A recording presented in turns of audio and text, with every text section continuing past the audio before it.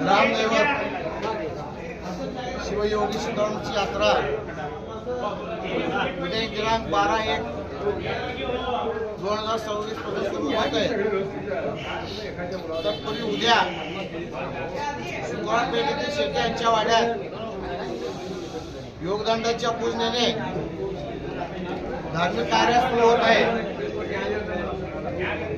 11 तारखेला रात्री 12:05 मानाच्या पहिल्या आणि दुसऱ्या नंदीचा स्थान सोडण्याचा कार्यक्रम सुरू होतो। 12 तारखेला नेहमीप्रमाणे सकाळी रेपो देशमुख यांचं पूजा होऊन यात्रेला सुरुवात होते। 12 तारीख झेंडीमंचन,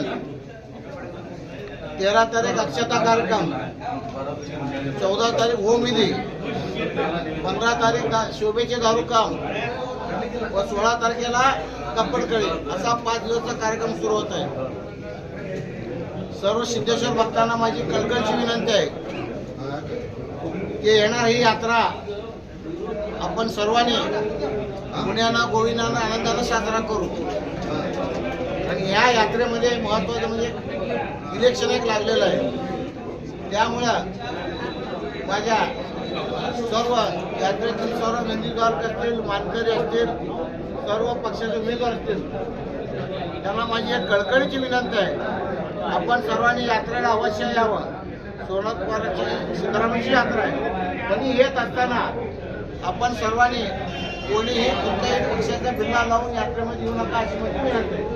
आणि ह्या यात्रेमध्ये आपण सर्वांनी मिळून एकच करायचं, सीतारामाचं नामस्मरण काय तर करून सीतारामाची प्रार्थना करू की पहिली 4 दिवस यात्रा सुरळीत होईल।